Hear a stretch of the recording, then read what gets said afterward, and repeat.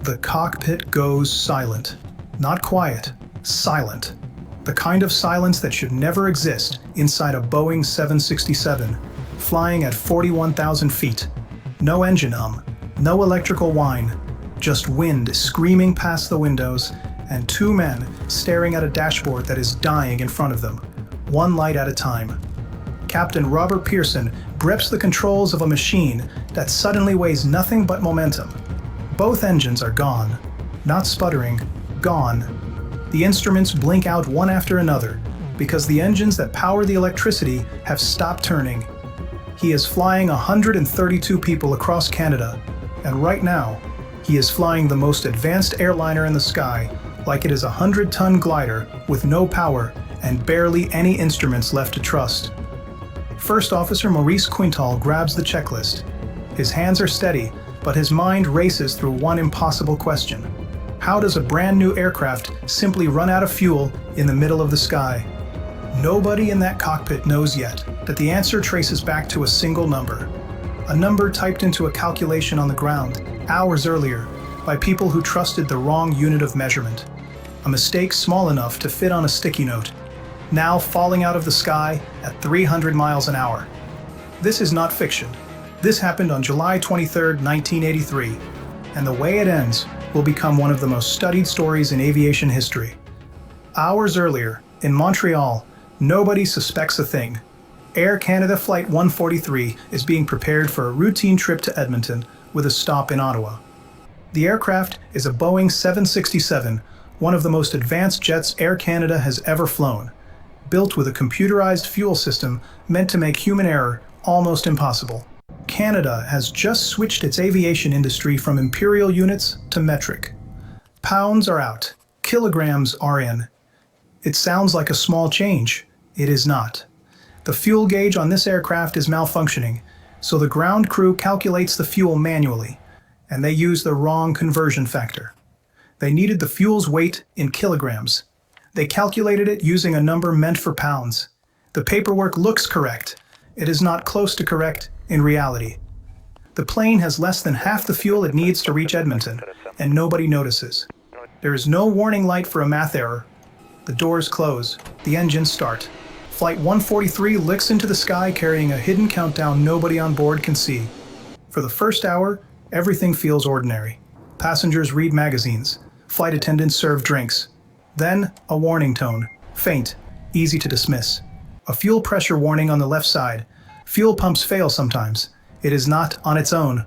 Seconds later, a second warning, then a third. The cockpit fills with alarms that keep multiplying instead of stopping. Then it happens. The left engine dies. Complete flameout, thousands of feet above the Canadian wilderness. Pearson and Quintal begin diverting toward Winnipeg, running through emergency procedures, trying to understand what is failing. They do not know it yet, but they are not dealing with a mechanical failure.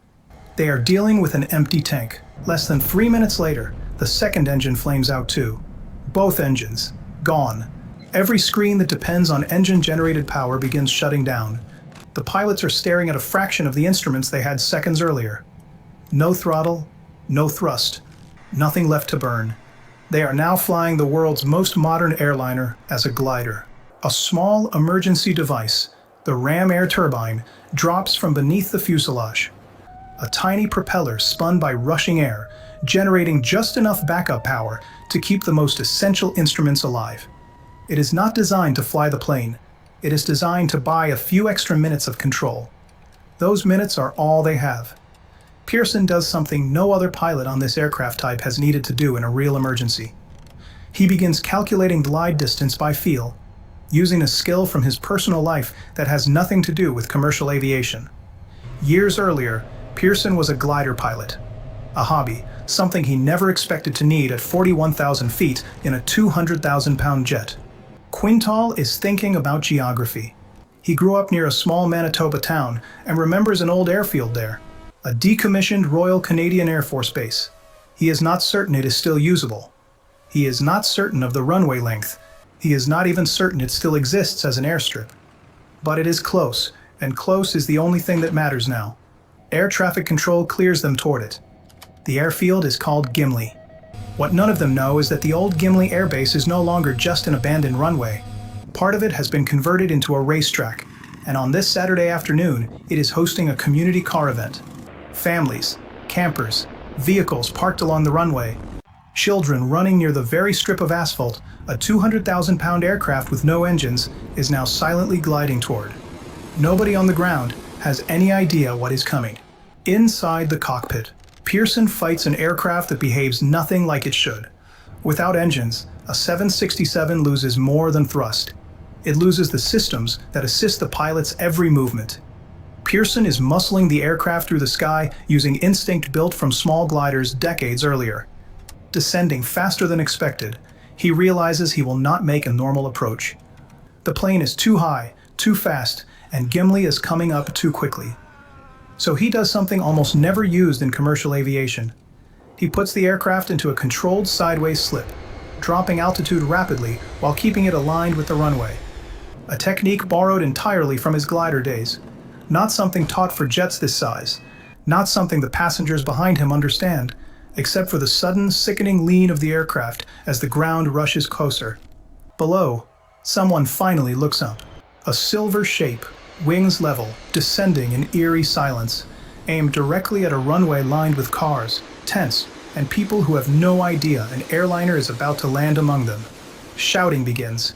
People run, pulling children, sprinting off the tarmac as the shadow above them grows larger. In the cockpit, Pearson and Quintal have no power to warn anyone. No radio contact with the ground. No way to know the runway is not empty. They are flying blind into what should be a clear landing strip, with seconds left to react to whatever they find.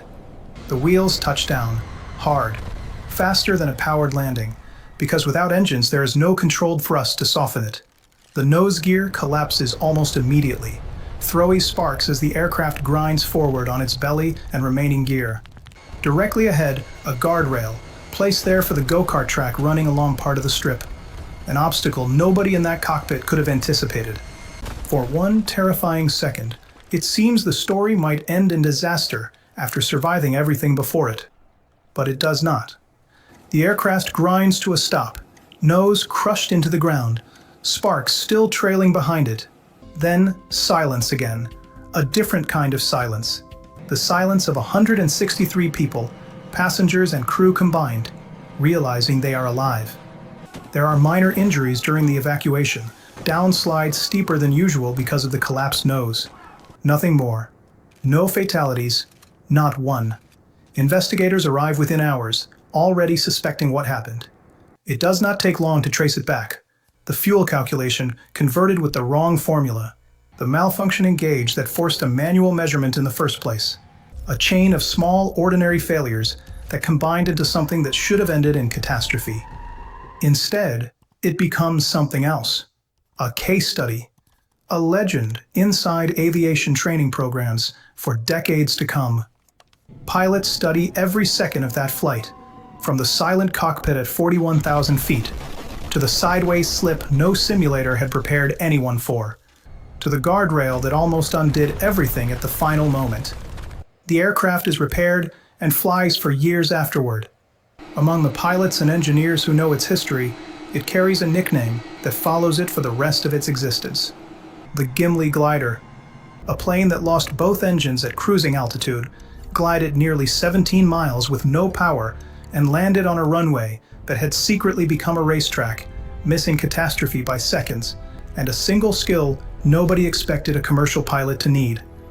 It remains one of the clearest reminders in aviation history that the smallest number, entered wrong in the quietest moment, can put more than 100 lives into the hands of a single pilot's forgotten hobby.